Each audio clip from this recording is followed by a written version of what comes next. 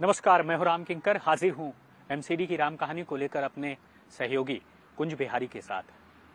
आपने देखा कि राजधानी दिल्ली में किस तरह से तुगलक लेन के इलाके में एक मासूम बच्ची को कुत्ते ने नोच डाला और उसके बाद उसकी मौत हो गई। अब तमाम जो राजनेता हैं और दूसरे तमाम एजेंसियां हैं वो अपने अपने तरीके से अपनी बात रखेंगी, लेकिन क्या उस मासूम बच्चे की जान को वापस लाया जा सकता है? बिल्कुल नहीं। लेकिन ये तो ऐसी घटना है जो कि अक्सर इलाके में होती रहती है और जो आंकड़ा है वो आप जान करके हैरान रह जाएंगे कि तकरीबन हर रोज़, अभी जब मैं आपसे बात कर रहा हूँ और आप सुन रहे हैं, तब कहीं ना कहीं दिल्ली के किसी इलाके में कोई न कोई स्ट्रे डॉग्स कुत्ता काट रहा होगा किसी मासूम बच्ची को और उसकी जान ले रहा होगा। यानी तुगलक लेन की घटना पहली नहीं है, बहुत सारे ऐसे वाक्य मिलेंगे और हर रोज दिल्ली में तकरीबन 500 लोगों को कुत्ता काटने की घटनाएं होती हैं।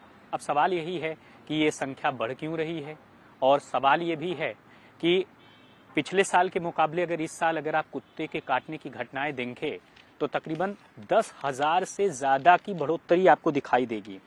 आंकड़ा है 2023 में पिछले साल 6,663 लोगों को कुत्ता काटा था, यानी 6,663।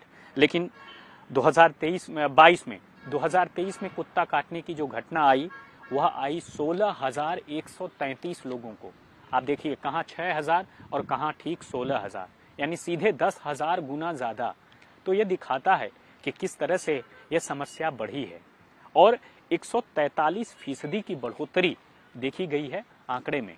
और अमूमन अगर आप देखेंगे तो चाहे वो सफदरजंग हो, एलएनजेपी हो, जीटीबी हो, इन अस्पतालों में कुत्ता काटने के बाद एंटी रेबीज का जब इंजेक्शन लगता है तो तकरीबन 600 से 700 लोग हर रोज लगवाते हैं। यानी जो आंकड़ा है वह साफ तौर पर बयानी करता है और ये वो आंकड़ा है जो कि आधिकारिक वेबसाइट पर मौजूद है। तो अब आधिकारिक आंकड़ा ये है तो अनाधिकारिक आंकड़ा कितना होगा?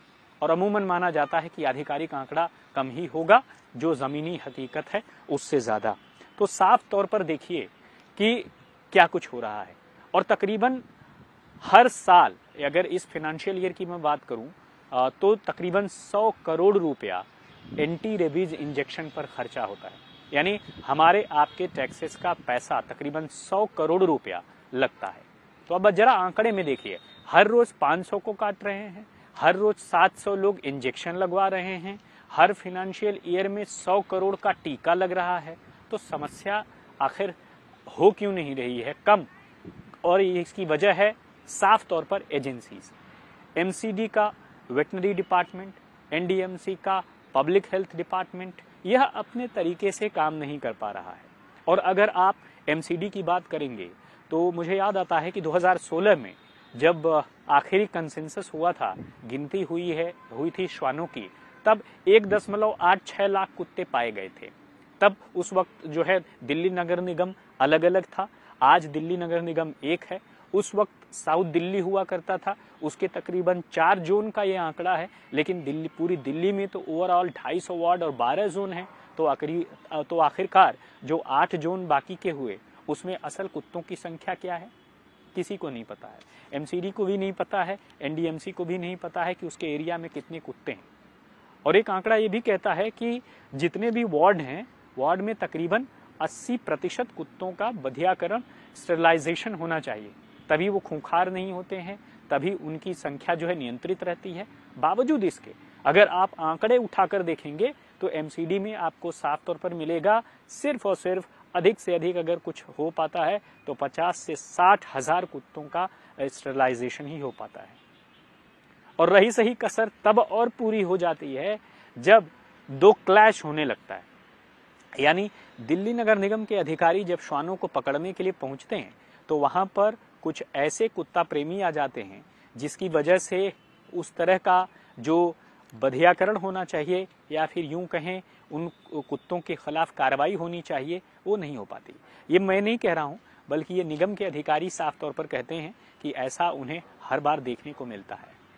राजधानी दिल्ली और एनसीआर के किसी एक सोसाइटी में आप अलग अलग इलाकों में चले जाइए, आपको साफ तौर पर पता चल जाएगा यह एक टिकिंग बॉम्ब की तरह है, यानी एक क्लैश की तरह है।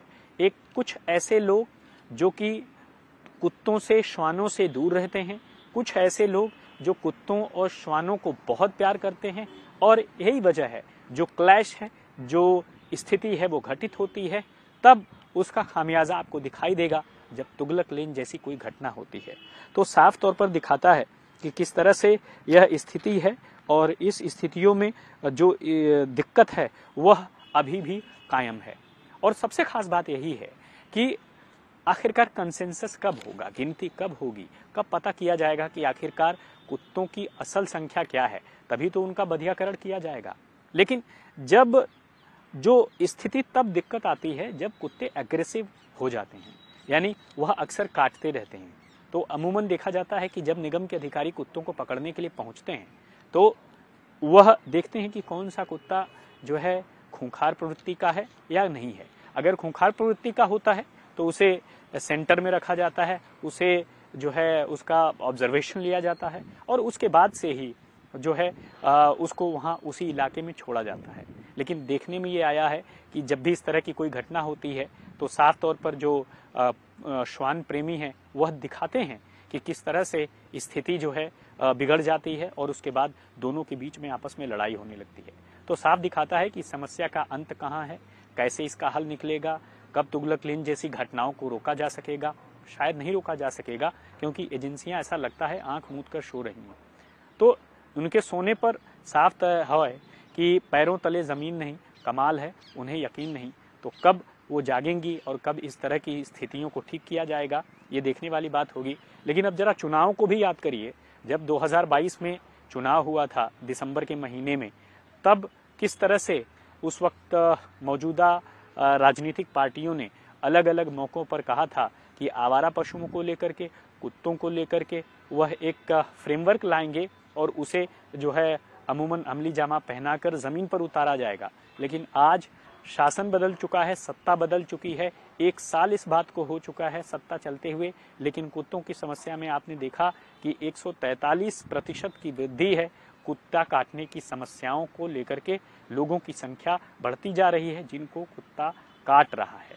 तो सवाल यही है, यह कब रुकेगा? इसका जवाब तो एजेंसियां ही दे पाएंगी। इस वीडियो में फिलहाल इतना ही। मुझे दीजिए इजाजत।